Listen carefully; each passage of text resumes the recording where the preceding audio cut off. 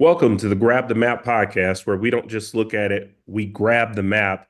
I'm your host, John Crutchfield, and today I'm very excited to introduce you to Michael Hoang. Michael Hoang.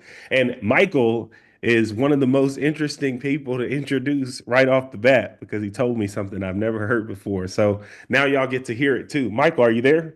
I am. Good to be here. Good to see you today. Good to see you today. It's Michael Hung, right? It is. Yes, it is. Okay, but that's an Asian last name. And how did you get it? Yeah, I took my wife's last name. Okay, you got to tell the story. I know this is a real estate podcast, and we're going to talk about your story, your extraordinary experience in real estate. But you got to tell us how you took your wife's last name. Was this like a lost bet or something? No, in my wife's culture, that when they get married, the women don't change their last name. What they usually do is they just make the name of the children from the father's last name. And so, to make things easier in our world, and to make sure that when you pick kids up from school, nobody thinks you're trying to kidnap somebody or something, we had to sync up our last names. And I said, you know what? Let's just do it. And I talked to a lawyer and they said, yeah, it's not expensive. And if you don't like it or you have any issues with it, you can always change it back. So I just ran with it and it's been working. Well, I tell you what, that's the ultimate trump card for any argument ever. It's like, hey, but I changed my last name for you. It wins any argument. So Oh. congratulations on that. That's amazing. Sounds like you're a family man like I am. So look forward to introducing you to the audience here. For those of you that are listening, this is a real estate investing podcast. So we want you to take action, and we try to bring on guests that are taking massive action. Michael, let's just jump right into it and start off by telling folks your story, where you do deals, and we'll go from there. Yeah, so I'm in Houston, Texas, and a majority of my deals have been here in Houston, Texas. Um, I started by house hacking first, and then doing just single family BRRRR method. I do direct to seller marketing, stuff like that. And it took me around 5 years, little less maybe than 5 years to retire myself from my W 2. So I'm no longer in corporate America. I'm just out here living the full time professional real estate investor lifestyle. Oh man, so we're going to talk about that because, retiring in 5 years sounds like a dream for a lot of folks. And I can see some of your interest behind you there in your video. If you're watching this on YouTube, you can see Mike's guitar back there. What are you a guitar player? Yeah, I played a little bit when I was younger, but that was my mother. My mother died when I was very young, and then that was her first guitar, and they don't make those guitars anymore, so it's sentimental to me, and also I guess valuable out in the free world. So I Yeah. hang it up there to. I got some stuff on my shelf from my grandmother. I've got some stuff on my shelf from my old corporate life, and so I just always like to keep myself focused and keep myself centered and grounded by keeping things that are important to me in my office. Yeah, I like that. I like that. I actually like looking at folks' backgrounds and seeing what is important to them. I see another diagram back there on your board. What's that back there? Oh yeah, this is the deal delta. So think of a triangle. This is the anatomy of a deal that we talk about a lot. And so every real estate deal happens with Hmm. three key ingredients: somebody's time, somebody's knowledge, and somebody's capital. And I tell people that are just getting started, you don't have to have all three. In fact, you should not have all three. So what we do is when we're just starting out is we pick one and we partner for the other two. And so time, knowledge, and capital. You only need Absolutely. one. Pick yours and get going. And so networking is very important. That's why we do meetup groups. That's why I have a free Facebook group, Mhm. which you can find in the link tree on my social medias. And if you guys want to follow me, I'm at Michael B. Someone on Instagram. And so start networking, find people near you, in person meetups, free social media groups, because you are not going to do real estate on your own. It is a team sport. And so pick what you can best offer and partner for the other two. Absolutely. I love it. I love it. And go ahead and tell us the name of that free Facebook group while we're talking about it. It's called New Beacon with Michael Hoang. And again, you can get the link in my link tree. Yeah, and we'll also put that in the description wherever you're listening to this or watching this. So, okay, retire in 5 years through real estate investing. You started out house hacking, and most people who are listening to this probably know what house hacking is, but can you just explain your thought process and exactly what you did? Sure. So house hacking is where you buy duplex, triplex, or fourplex, or a large single family home, and you rent out the other units or you rent out the bedrooms, and then you live on the property. So most people who house hack, they're doing a 2 to 4 unit. And most people don't know this, but you can use a conventional loan like a Fannie Mae, Freddie Mac loan, like a normal loan that you would apply for, or an FHA or VA loan, and it's good for up to 4 units. So once you go over 4 units, it now becomes a commercial loan, like for apartments, and that's Mhm, a whole different world that we don't have to talk about. But if you qualify for a normal loan to buy your house, you probably qualify to buy up to 4 units. To talk to mhm, your lender about that, and so my wife and I, when we first got married, we wanted to buy a house, but we wanted to go to a different route. We want our life to look different than everybody's. So we didn't have kids, and she was still in school, and so I said we're just going to house hack. So we were looking at 2 to 4 units, but we were running out of time because um, in order for me to marry my wife and to take her into my house and out of her family's house, we had to have a place to go. So we had to marry and then move her into a place all at once. mhm, So I'm sure you can understand the time constraints that we were under. So we couldn't find the 2 to 4 unit in the time that we had to get her colleges changed over and moved in with me. And so we started looking at large single family homes, and so we didn't have kids. She was okay with it. So we bought a large house in an older community, probably not as safe as a community as we probably would have wanted to live in. And then we rented out the rooms to college professionals or people who just graduated college and they were getting their first job and moving into town. And we were living for free. We went into that venture thinking if we could just have half the mortgage paid, that would be a huge win for us because we could save and invest so much more money. And it turned out uh, we live for free just through the miracle of real estate. The mhm, rents go up over time, values go up over time, mortgages get paid down over time. And just renting out a couple of rooms in this very large house, we were able to live for free. And we did so for about 4 years. And so you would be surprised how much money you have if your cars are paid off and you're living for free. So I also, when I go to these meetups, I talk to people, I meet people, and they say, I want to get started. I just don't have any money.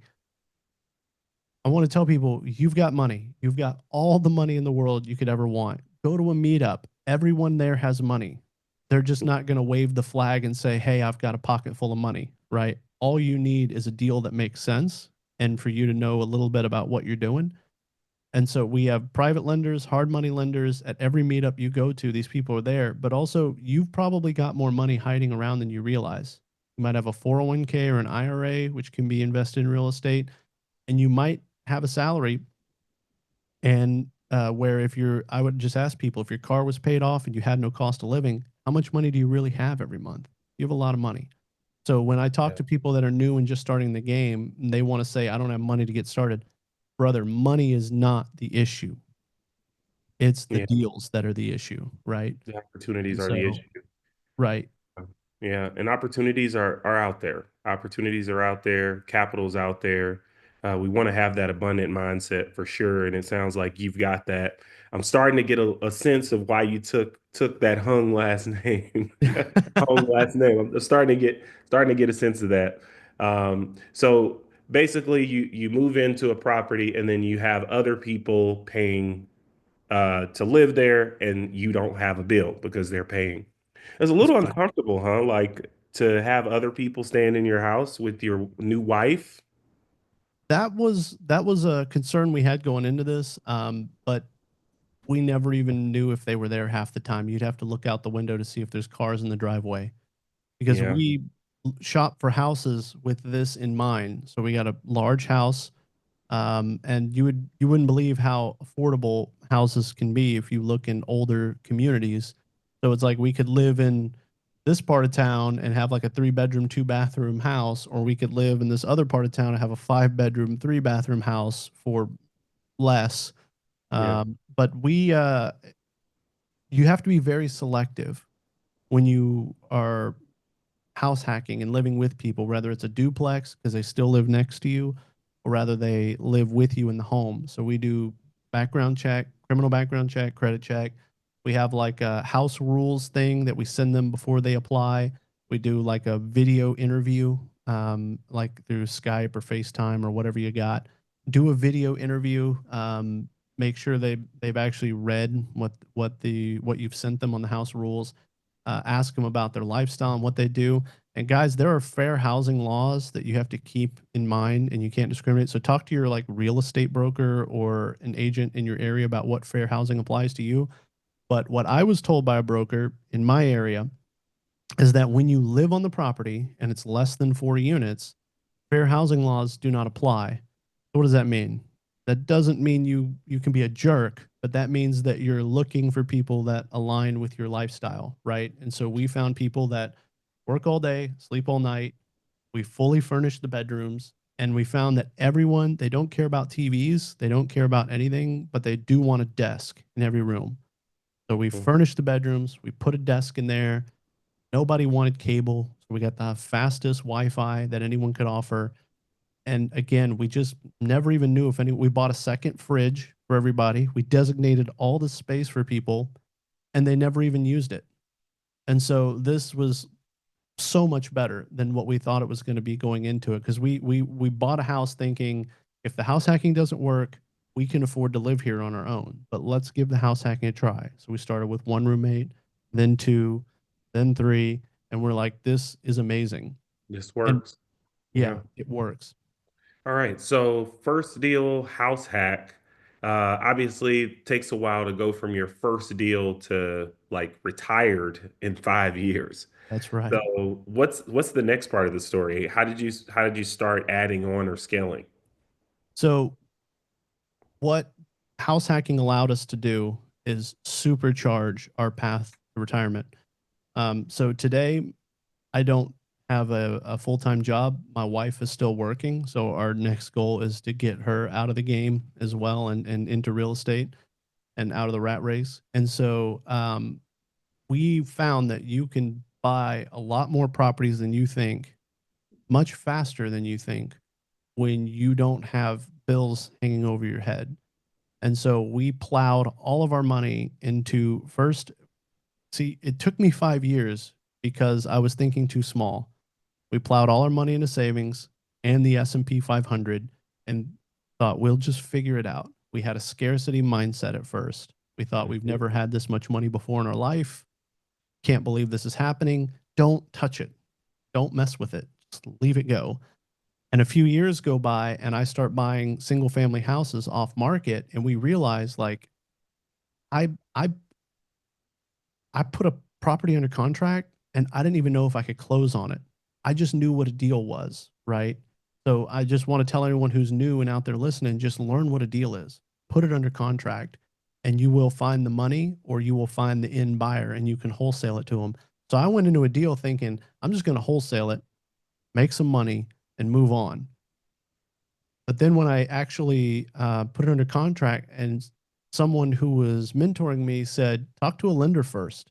If you do you want to own rentals? And I said, yes, I'd love to own rentals. He's like, talk to a lender first. And we talked to a lender and found out that not only could we qualify for the mortgage to keep this property, we could do up to 10. Why? Because our debt to income ratio was near zero because we didn't have cost of living coming out of our paychecks into that. And so I can break that down a little bit. When you file for a mortgage, you do something, they look at something called a DTI, debt to income ratio, and they want to know how much money comes in every month from your job or investments and how much goes out to pay debts. And so we were claiming the rent from our roommates on our taxes. A lot of people who would rent out a room wouldn't do that. They would put the money in their pocket, but we claimed it. And that allowed us to get tax write offs. And that also allowed us to show more income. But that was our plan going into it. But what we didn't realize is by us claiming it on our taxes, it's like we fell backwards into the situation that now it offsets our mortgage. So if you're, for easy numbers, we can just say if you're paying $1,000 a month on a mortgage, but you're bringing in $1,000 or more in rent, they're going to make adjustments and show that you have very little debt service or debt to income ratio. So what that allows you to do is go buy property after property after property, and they will keep qualifying you for the loans as long as the rent can offset the mortgage, which means you've got to buy them at the right price. And so I went into this whole thing just thinking I'm just going to wholesale. I'm going to wholesale the deals and make some money. And also, I'm claiming my rent on my tax return because I want to do things the right way. And I also want tax write offs and I want to show that income. But what I didn't realize is I was offsetting my debt to income ratio so I could get as many properties as made sense to the bank. Yeah, I think that you're highlighting a lot of things that new people and established people could pick up on, right? Sounds like you planned this process out, right? And you searched for a property that fit the lifestyle that you were getting ready to design, right? You married somebody that was in alignment with your design, right? And then you started cutting your expenses, the liabilities, right? That make it difficult for you to have creativity, right? So a lot of times what stifles our creativity is when we have all these expenses that are just wildly out of control. Um, and I love that. I love that about your story. So, okay, so you get 10 properties. 10 properties is retirement, or what does that look like? So the goal was 10 properties once we discovered that we could do this. Um, and it only took 3 properties for us to realize that the cash flow can pay our mortgage. So we Hmm. didn't have to have roommates anymore. So the house I'm standing in right now, I bought Hmm. off market for about 50 cents on the dollar, Hmm. doing direct to seller marketing. So sending out letters. And this Hmm. was supposed to be a rental. And I did the math while we were closing on it. And I talked to my private lender because you have to talk to your private lender about this. Um, I said, "Hey man, can I just move into this one, and I can get the pre-approval for me to get the mortgage for me to live in it?" And so I told my wife, "It's been 4 years of us living together. Are you ready to live on your own? Um, our cash flow from all our other properties will pay for this one." And she's like, "Let's go, let's do it." So we Hmm. move into this property. We turn the house that we were living into just a traditional long-term rental with a 1 year lease with a family living in there. And we're living here, and cash flow from all the other properties is covering our liabilities here. So we started from living for free with roommates to now living for free without roommates. Our cars are paid off. We're stacking money, and I'm finding deals off market. So I was buying them right, and the cash flow was good. Everything Hmm. had equity in it. And so if you plan the life that you want out, I want to tell people you need fewer properties than you think you do. Or if Yeah. someone wants to flip, they need fewer flips per year to live than they think they do. Or if they want a wholesale, they need fewer wholesale deals in a year than they think they need to cover their full time W-2. And so I was traveling for work every week. So for me, my pain point was my corporate job. Every week, Monday through Friday, I would fly to a different city for work and come home on the weekends. That was my motivating factor because if I wanted to have a family, I had to get out of my job. Also, my wife was in school in a master's program at the time. And when she said, I can do whatever I want while she's in school. But whenever her school ends and she gets to work, it's time for me to come home. So find another job, find another gig, whatever you want to do. And I guess I could have easily went and found another job, but I wanted to be able to be there for my family, for my future children. And after 8 years of traveling every single week for a corporate job, that is all the motivation I needed to start building my real estate portfolio. And so once we hit the number where our investments were paying for our cost of living, and Mhm. we had a little bit of money in a multifamily syndication, so we were passive investors in multifamily, and we had a few single family homes. We realized that I didn't have to work anymore, and she was coming to the end of her college career.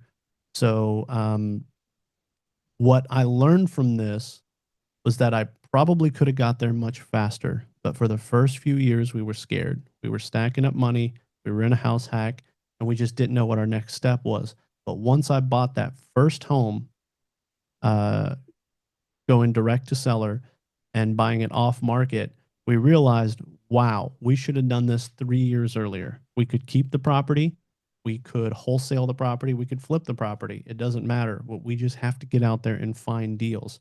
So, really, I could have gotten out of this thing in less than 5 years if I would have just been more aggressive and listened to the people around me. Yeah, yeah. This is so good. Um, you've mentioned that your direct to seller marketing is how you capture equity up front, right? We hear this Yes. thing that you make the money on the buy, right? You make your money when you buy right. So tell us a little bit more about how that direct marketing is getting you great deals. I mean, I'm one of those people that probably wasn't as strategic, right? So, you get all these doors, right? And then you realize, hey, I'm not making as much as somebody who has a lot less doors.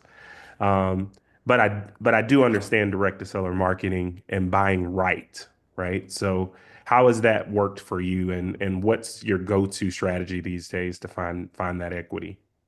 Yeah, so I started with direct mail. And so just sending out good old fashioned yellow letters, right? I started with a subscription to PropStream, and I was using PropStream to look up properties and to understand the comps. And I was pulling data and sending direct mail to people. So we were targeting at the time people that were having older properties that they didn't live in. So we call that non-owner occupant or out-of-state landlords. People with high equity. So we want people who've owned properties for a long period of time, and those are the people that are most likely to have houses that have problems, that need repairs, that need renovation, that have tenants in them not paying rent. And so those were the properties that we wanted to target. Now, there's lots of other lists you can target, but that's where I found most success at that time was just sending out letters, people calling, and it's not as scary of a process as it sounds. It's very simple. They say, I've got a house. Come look at it and make me an offer. And after two or three or four of those, somebody's going to say, just name your price. I want out of it and I want cash. And so it's not as difficult of a process as it might sound. But most importantly, I had the right people in my corner, people I could call, and I had the right mentors to talk to about this. Yeah. Talk to us about that. I mean, you've mentioned in side conversation with me, like how mentorship is just helping you grow. Um, is that something that you started from the very beginning, like getting mentorship? Or is that something you picked up along the way? So I'm glad you brought that up. So in the very beginning, when I bought my house hack, I was just watching podcasts. I was listening to audiobooks. I was buying books, and I was just absorbing all the free information that we have on the internet, which is available to all of us right now. And house hacking appealed to me. So once I got into the house hack and I started to go deeper into understanding real estate investing, I picked up mentorship from somebody who kind of looked at my situation and was like, you should be doing more. Um, and so you can find mentors in places that you do not expect. So, for example, I've been mentored by my private money lender, right? So there are older people who have retired and or are living they're living their best years out, and they did what you and I did when we were younger. and they've made a Yeah. lot of money, and now they want to sit back and just be a lender, and they're always looking for younger, hardworking people that want to go out there and do deals. And so they're okay making a small return because they're not taking as much risk and they're not doing as much work. Right. And Right. so I found good advice through Bigger Pockets. I found good advice through YouTube. I found great people through my local meetups, through RIAs and on meetup.com on my local meetups and through free Facebook groups. So, whatever city or town you're in, go find those free Facebook groups and go to the meetings in person. You've got to get out of your house and go to meetings in person. And you just might meet a private lender with a ton of money who wants to mentor you, or you just might meet um, the person that you didn't expect that can take your business to the next level. So once I got some mentorship, I understood that I could be doing a lot more than just house hacking a property. And I wish I would have got this going sooner. Yeah, but hey, you're still look like a pretty young guy, man. Like the world's ahead of you, and I love that you've mentioned so much today, like cars paid off, right? And wife's on board. I think those are things that can create massive uh, direction, right? Massive momentum in a positive direction. Um, so I think one of the things that I notice when people are like looking for mentors or trying to find coaches is they often struggle finding people that are actually doing it, right? There's a lot of people that know the business or they maybe were doing it in the past, but they're not doing it anymore. Um, did you find value in like mentorship where people were actually doing it or had significant experience in what you were trying to do?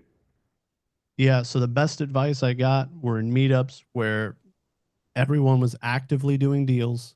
They could barely get to the meetup in time because they're coming from a property to the meetup group. Or even, I also found even better, I talked to lenders and I said, I'm buying properties in this area. Do you know anybody who's buying properties in this area that you can connect me with? And Mhm. so my old mindset from my job was that everyone's competition. But when I stepped into real estate, I learned that this is about collaboration, not competition. People were Mhm. happy to refer me to people that were doing deals, and people were happy to connect me with people that are doing stuff in my areas. And Yeah, so you get a different kind of information from someone who's either actively doing deals or actively lending on the deals. You'll get a complete different set of information than you will from some of these internet personalities or some of these people on TV who might have done a deal or 2 years ago, or maybe I'm sad to say it, there's people in our space that have never really done a deal. They've just been selling information. And so when you're in a room, you can tell who's actively doing deals. And so just ask the right questions and get around the right people. And I've also found that there's a lot of people that are using information that's incorrect out here. I've went to meetups and they're teaching stuff that's like from 2007 or yeah, stuff from the 90s that's not applicable anymore. They're showing you numbers and they're showing you prices and they're talking about regulations that are severely outdated. And so I would just ask someone, when's the last time you've done a deal, or where are you actively investing now, or what what do your deals look like today? And if they're not doing deals in your area, or if they're not doing the kind of deals that you're looking to do, they're probably not the best source of information for you. yeah, absolutely, absolutely. So let's go there. I've got a few more questions, and I appreciate you. It's almost like I get to grill you on this episode today. But talk to us about the types of deals you're doing now. Like what's a good deal to you these days that you look for? So I'm still doing single family, still in the Houston, Texas area. I've looked at some other markets, but we haven't really took the leap into those yet. But properties that I'm okay with significant rehabs, I'm okay with properties that need a lot of work, and I'm okay with different areas than where I used to invest because I tell people there's a fundamental belief that you have to get over. Okay. Because I have new people come up to me and say, where is the deal? They think there's one deal that is dynamite, home run and that they've got to get to it first. So a fundamental belief is one, every marketing system works. All marketing channels work. Direct mail, text message, cold calling, pay per click, pay per lead, it all works. And there is a deal in every zip code in the United States happening every month right now. Okay. The question is, what kind of deals do you want to do and what is your buy box? So for us, we've learned that our buy box and what we're investing in has changed over time. I used to invest in a part of Houston that I no longer would want to buy deals in, right? But there are people in my network that are still buying properties and making money in that part of town. And so for me, we have to remain nimble and we have to look for always changing where we're targeting to buy properties. So I'm looking for houses that need significant rehab in areas with great school districts and in areas where I'm not required to buy flood insurance. That's what it looks like now. Now, does that mean that 5 years ago I didn't see great deals in areas where the school districts had lower ratings and where you were required to buy flood insurance? Absolutely, that was the situation 5 years ago. But I've also shifted focus in my business to multifamily. And so I began education and mentorship on multifamily. And so if anybody's afraid to get mentorship or education, I can tell you that I went through several cycles of education in my real estate career. And so Mhm. if you want to be an agent, you're going to need a mentor to be a real estate agent. If you want to be a single family investor, you're going to need that kind of mentor as well. And then when you evolve and step into multifamily, you're going to need mentorship again. So for me, I've had a series of mentors throughout my career, and now we are taking a step towards me doing multifamily. I've passively invested in multifamily in the past, but now we're looking at me owning and operating multifamily, but I'm still also looking at single family deals in the Houston area. Yeah, Houston's a huge market for real estate. You know, we do a lot of deals in Dallas, which is huge as well, but um, I think Houston is just massive opportunity and massive potential. You mentioned earlier in the call how people might be able to reach you, so we'll just remind them how can people get in touch with you. This Yeah, is also a good opportunity just to let folks know about anything you're offering that would provide value to them if they want to extend the conversation. yeah. So we have a free Facebook group, and you can also find me on Instagram at Michael B. Someone. But I'm also going to give out my personal cell phone number, so feel free to text me. Please don't call. Text me first because you're not going to catch me on a phone call. So text me first. It's 832 If anybody has any questions about real estate, it doesn't matter where you are in the country. I'll help you as best I can. I'll point you to the right resource. I'll get you the title of a book or a podcast you can go watch. And if you are an investor or a wholesaler in the Houston area and you've got something you want me to take a look at, please send it my way as well. Anything I can do to help you guys, please just shoot me a text and we'll see what we can do. Yeah, that's awesome. He gives his number, y'all. Use the number. Hey, if you want to take one bit of action today, just shoot Michael a text, That's right? right. Introduce yourself, tell him what you're working on, offer him a deal if you've got a deal, right? In Houston. Um, there's so many ways that you could connect with him. He's offered those. Let's make that happen. Michael, you kind of mentioned this right from the start of the call, but I like to wrap up just by asking how real estate has changed your life. Uh, What are some of the ways that you've seen real estate impact your life? Well, I'm standing here talking to you on a weekday. I'm not Yeah. on a plane flying around the Yeah. country. I've lost weight. I've got in shape. I've reconnected with my family. It's changed how I look at the world, and my friends group has completely changed. I'm surrounded by different people that understand what I'm doing and understand what our mission is, and we all have a collective goal. And I can tell you in schools and in corporate America, we're not really taught to work as a team. We're actually kind of taught that you're on your own and you're kind of competing. Like you're not allowed to copy off your neighbor's homework or test, right? That's how they teach you in school.